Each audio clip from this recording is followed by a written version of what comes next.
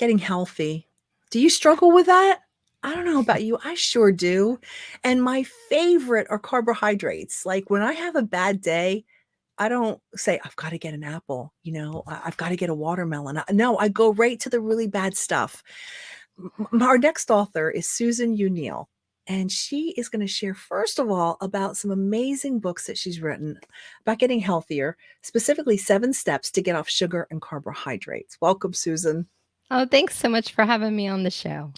Why can't we say, oh, I'm having a bad day, I must have a grapefruit? When I'm as an emotional eater, that just has never come out of my mouth. Oh, No. no, that is not what we crave. Not at all. What is No. what's so important about getting off sugars and carbohydrates that you would write a book called that? They are addictive. So just like opiate drugs are addictive, sugar and refined carbohydrates are addictive. And so they kind of remap our brain, and the same brain receptors that opiate drugs go to and get the dopamine to release in our brains, the same ones that are Wow. released. So it's easy to get addicted. And so we had to be careful of that. That is very powerful what you just said. This is more than sometimes maybe a decision that we're making. We're craving it. Our body's calling for us. So listen, I don't have a fighting chance if that's the case. How do I combat this? Well, I believe in determining the root cause. So I've come up with a few of them. One is you are addicted to the sugar or the refined carbohydrates, and you Okay. lack the self control. It could be that you're emotionally connected to food. You've used food as comforting you, of filling a hole in your heart, and so it could be an emotional connection. And I Mm. wrote Christian study guide for 7 steps to get off sugar and carbohydrates to help my readers to break that cycle of the emotional. 3 is stress eating, and we've had a ton of that the past 2 years with the pandemic. And then the 4th is a candida overgrowth, which is yeast that is normally found in balanced in our gastrointestinal tract along with probiotics. But when we take antibiotics, it strips the good guys, leaves the Mhm. bad guy, and then that bad guy loves sugar, carbs, Mm. and alcoholic beverages. Mm. So if you are craving any of those, you can determine if you might have a candida infection, which is what I had, by going to candiquiz.com, CANDI quiz.com. Is that what inspired you to write the book? Well, a decade ago, I lost my health. I had 10 medical diagnoses, 2 surgeries, and it took a lot to recover my health. It took years. And so I just have a real passion for helping others to want to reclaim their health and get back the energy level that they used to have when they were younger.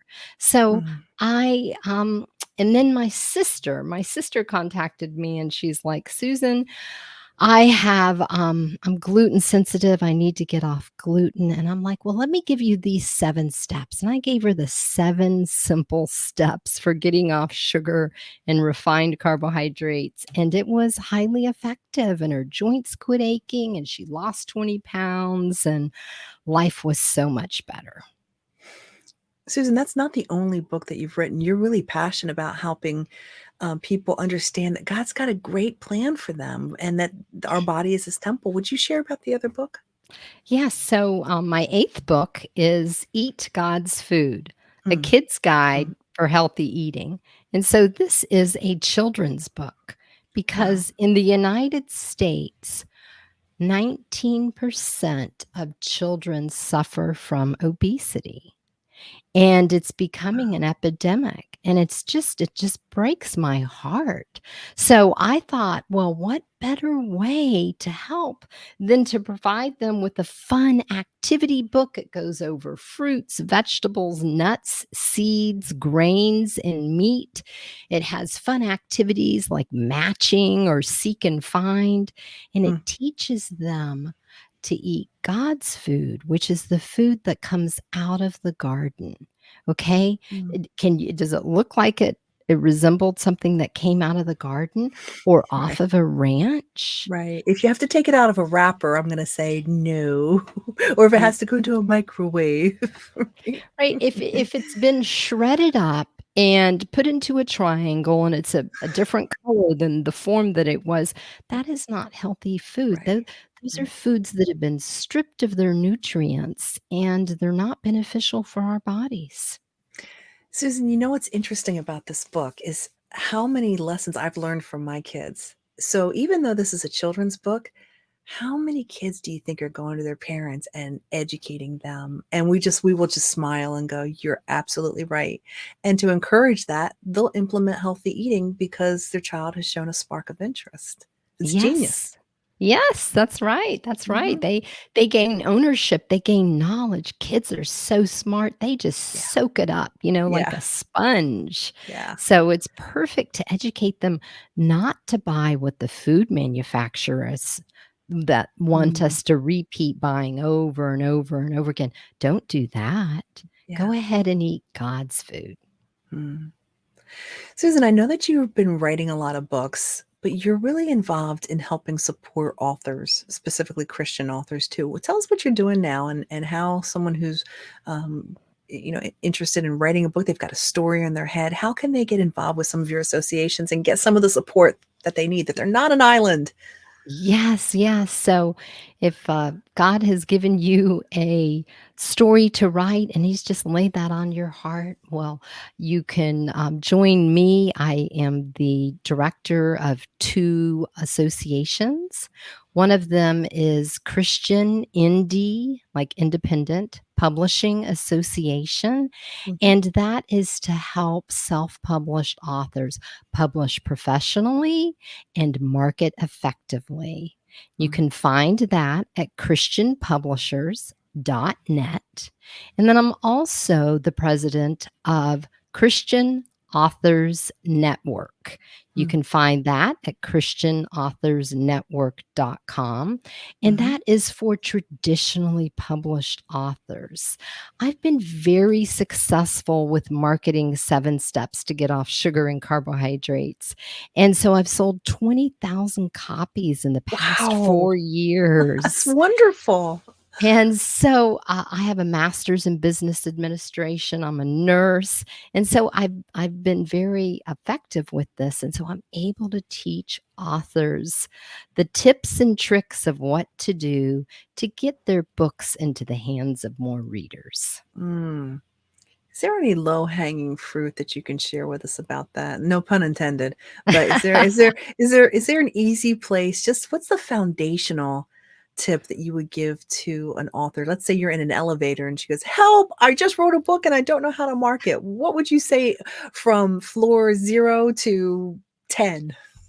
Well, what I would say is to get on programs like this, Mm, radio shows, YouTube videos, be on podcast interviews. I won the Christian Authors Network Outstanding Broadcast Media Award because I was on 30 podcasts in 8 months and sold 5,000 books. wow.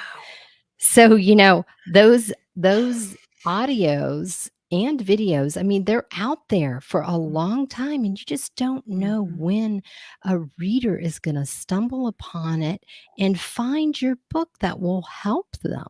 Yes. What you said, I really love and appreciate because people are consuming information in different ways. Some of us are video learners, some of us are audio, some of us do like text and written word. But man, when you start at video level, you can work down. You can create that to be on a podcast. Then you can create it as show notes. So everybody's invited to the table to be able to consume what you have to say. The reason I'm passionate about video is because of the realness and the expression. And we've talked before about communication is 93% nonverbal. So the fact that you're encouraging authors to get out from behind their books, don't be shy. They're the ones that are going to do the best job selling their book. And video is, well, Forbes says that it's the number one marketing tool for businesses. Well, book sales is a business, right, Susan? Yes, it is. It is. And when you're on video, the readers can get a flavor for what you're like, what your personality is like. So, yes, it's wonderful. Mm-hmm. That's what I would recommend. Yeah. Radio, podcast, YouTube, any kind of video that you can be interviewed on. Hmm. How can people get a hold of you and find out more about these organizations? Okay, you can go to christianpublishers.net Okay. or christianauthors.network.com. Okay. And if you want to know more about me and all my healthy living books, I'm a health and wellness coach as well. You can go to my website at susanuneal.com. That's Susan U, like the letter U, Mm-hmm. Neal, Neal.com. Do you have a newsletter or something that you keep enriching people and educating on an ongoing basis? Yes, and if you go to that quiz, Mm-hmm. candiquiz.com, CANDI quiz.com to see if you might have an overgrowth of the yeast that craves the sugar, carbs, and alcohol, then you get on my mailing list. I love it. Susan, I'm Mhm. going to give you the final word. Is there anything that you'd like your viewers or listeners to know? Know that God loves you, and if God Hmm. has given you a story or a mission and he keeps nagging at you, go ahead and be obedient and fill Mm. it. Fulfill that task, whatever he's asked you to do. A word of encouragement. You may have just inspired someone who was just too afraid and you helped them cross the line today. Thank you for that. Have a great day, Susan. Thank you.